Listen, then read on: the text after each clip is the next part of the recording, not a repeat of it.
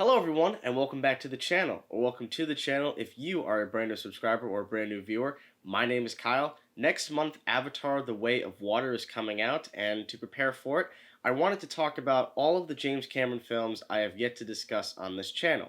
And today we are starting off with 1984's The Terminator. Now before we step into this film, I must warn you this review will contain heavy spoilers. I'm going to be discussing the entire film, so if you have not seen The Terminator, what rock are you living under? This is definitely a movie that you need to see, and when you do, please come back to this review because I am so excited to talk about this film. There are certain films that you see in your life that are just so meaningful to you that they are like milestones, pinnacles of your life. I feel like every filmmaker has a certain film or films that they saw at a specific age that inspired them so much they still feel inspired and influenced to this day because of whatever film it is that you saw. For me, The Terminator is one of those milestone films. This movie was extraordinarily impactful on my life. I was 10 years old when I first saw the film, and of course, being 10 years old, that was very young to see a movie filled with incredibly bloody violence. But at the same time, I am so happy that I saw it at that age because it has molded my mind into the filmmaker I am and aspire to be today. So without further ado, let's jump into this film. What I love immediately before we see a frame of film is that Orion Pictures logo.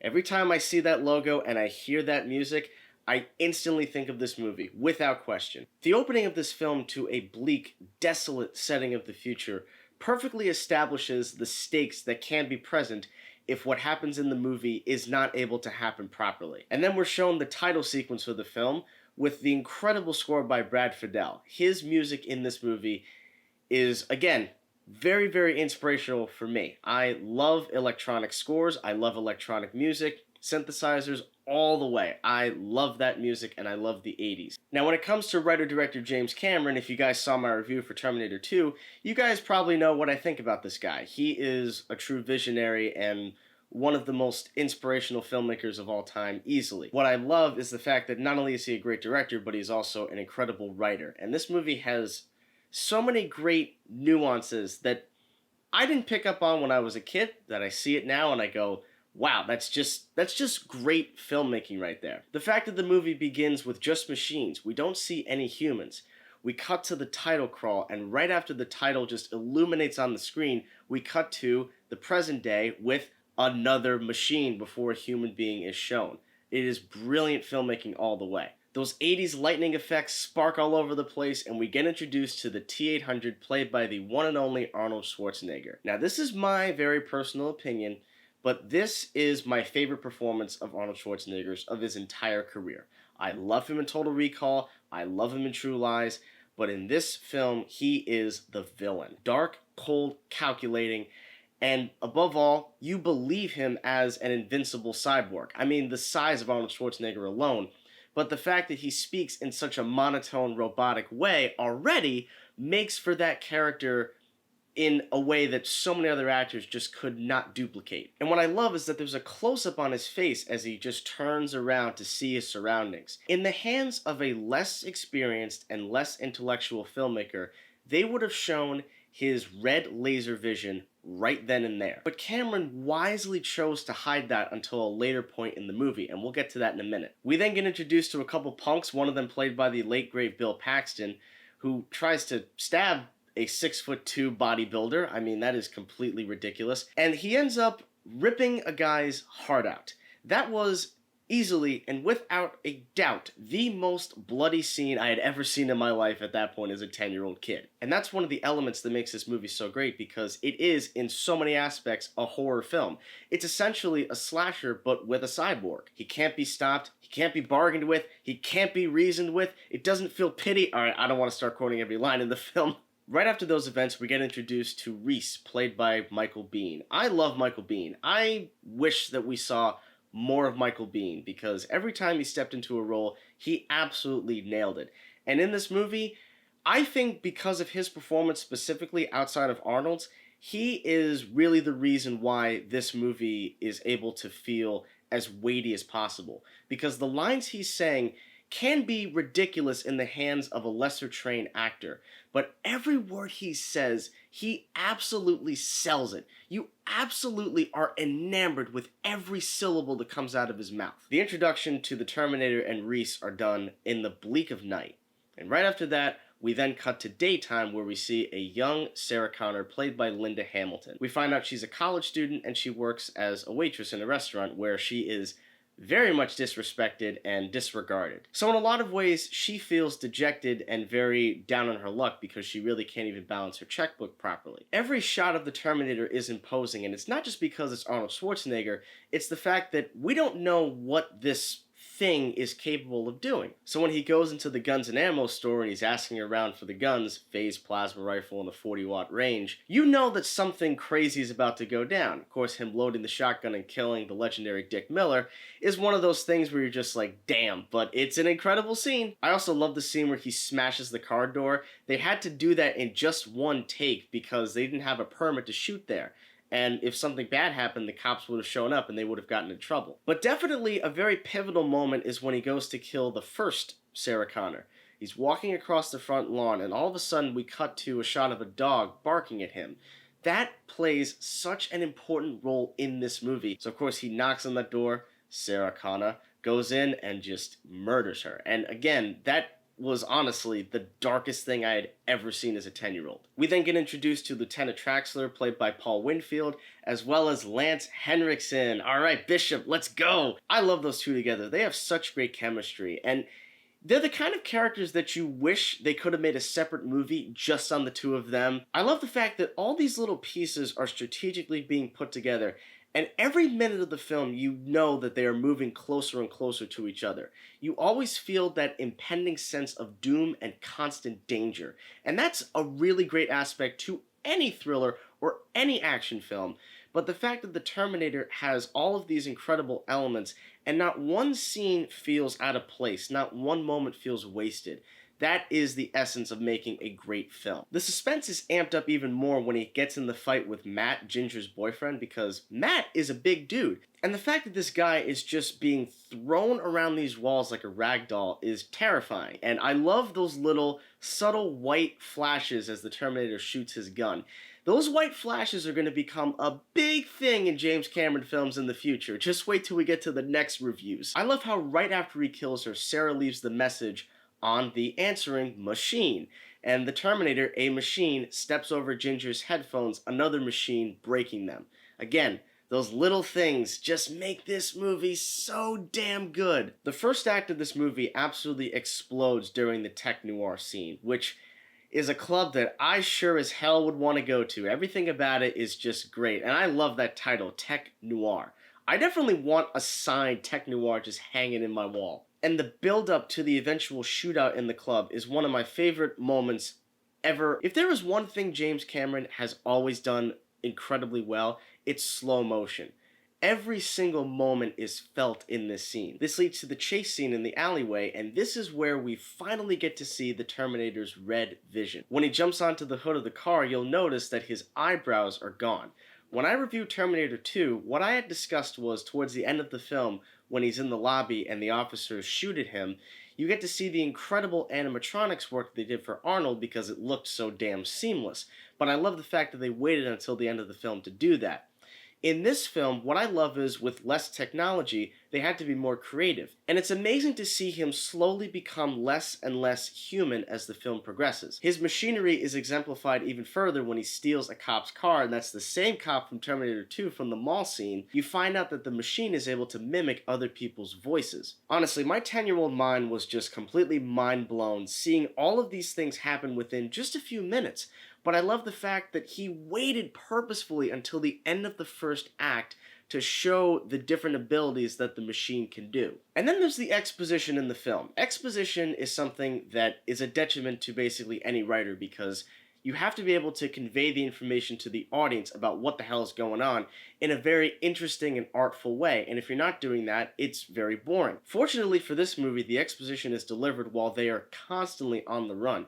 And even when they're parked in that parking garage, the police are still after them. So they have to flee to another car. I love the fact that James Cameron will always keep the scene moving. This leads to yet another chase scene, which is brilliantly filmed, and I love the sped up shots in this movie. I know that for some people, especially people my age today, they'll look at that and go, well, it just looks weird. But for me, I just love that. It adds to this very frenetic energy that James Cameron just is able to produce so well here. And the fact that this movie was made at such a low budget, and on top of that, the fact that they were shooting these scenes without permits. You sure as hell cannot do that today. I filled out permits. I know what I'm talking about here. Can't do that today. But I love the fact that they were able to get away with basically guerrilla-style filmmaking. Now let's get this out of the way. As the Terminator returns to this room that he rented, he ends up going into the bathroom and he ends up taking his eye out. Now, the animatronics in this is definitely faulty. It's pretty bad. It is definitely the weakest effect and weakest moment of the entire film. It's noticeable, but it doesn't bother me because the limited budget they had, they could only come up and produce so much at the time. And I feel like for what they produced at the time was very creepy. He ends up getting a wardrobe upgrade to the leather jacket, and I gotta say, because of films like this, and The Matrix and Blade, I saw those films at a younger age. I really have always had a fascination with leather jackets. I just think that aesthetic looks amazing, and I love his outfit in this film. We get introduced to Dr. Silberman, who is hands down the luckiest doctor in the history of doctors in movies. And of course, it's not a Terminator review without mentioning this little moment here. I'll be back. This then leads to the police shootout, which is an absolute marvel of a sequence. God, that shot where he walks through that room with the smoke behind him. Oh my God, I love this movie so much, guys. I love it so much. Reese and Sarah Connor are able to flee, and they find themselves in a cave where Sarah asks an important question about Reese, and this is his answer. You got a first name? Kyle. That right there is one of the reasons why this film means so much to me. Whenever I hear the name Kyle in movies, it's usually reserved to assholes, douchebags, or the dog from Despicable Me. The only other film I can think of where the protagonist's name was Kyle was in the film Above the Rim. But in this movie, the actual hero of the story shares the same name as me. I just love that. I respect it so much. And again, it really is one of the reasons why I love the Terminator as much as I do. So right before we enter the third act, we get to see what the bleak future looks like from the perspective of Kyle. And it is just absolutely desolate and bleak, as I said at the beginning of the film. But there is that one glimmer of hope, and that is the Polaroid image he has of Sarah. But of course, that moment is ruined when another Terminator storms the base. The scene is absolutely terrifying, especially when you see the machine's red eyes. Now, as everybody knows, the Terminator works as a sci-fi action film. That is what it is. It also works as a thriller and as a horror film. And in the third act, it works as a love story, when Kyle reveals his true feelings about Sarah Connor, the fact that he came across time for her. It's astonishing how well this movie is written by James Cameron, because he was able to siphon in all of these different genres, and not one of them feels forced in any way, shape, or form. The love scene in the film is actually important, because that's how John Connor is created. They actually found a way to make a sex scene in a film essential to the plot. The next chase scene begins when the dog is heard barking, which is a sign that the Terminator is near. And although there is no way that the two of them can outrun a semi on foot, it still makes for an incredible chase scene which leads to an amazing explosion. Now originally, because that's how they ran out of money, this was how the film was going to end. And boy, there's just something like unsatisfying and empty if that's how the film was to end. It's like we were kind of missing something, and oh, that's right, the Terminator is not dead, just his skin. Stop motion is something that has always scared me, and the stop motion in this movie is no exception. It is undeniably creepy in every single aspect. The fact that you're thinking, wow, an explosion and all that heat could not destroy this machine. Usually fire destroys everything, not the machine. And unfortunately, Kyle Reese has to die while trying to blow up the machine, and even that does not stop it. It is the definition of an unstoppable killing machine. But what I love about the fourth act is that we get to see Sarah really come alive and embrace the strength that she's always had within her. She is the one who kills the machine. This is the development for how she becomes the woman she is in the second film. And despite the fact that there is a bleak and desolate future riding ahead of her, she does have a glimmer of hope in her son. Honestly, guys, what more can I say about this film that I have not said already? This is one of those movies that, for me, is absolutely perfect. There is nothing I'd want to change about it. I really don't have any issues with it. Like I said, the animatronics are definitely a little bit weak. But again, for the limited time and the minuscule budget they had for this film, what they were able to capture was an incredible story populated by a dark and bleak atmosphere, believable, realistic, and just emotional characters that you just resonate with. A phenomenal script, beautiful editing. Every aspect of this movie just absolutely comes to life for me every time I see it, no exception. This movie to me is as perfect as it gets, and of course, the Terminator will get an A+. There's quite a few movies I think are perfect in it that I wouldn't want to change anything about them. And then there are those very, very, very, very, very, very few films that are seminal to me.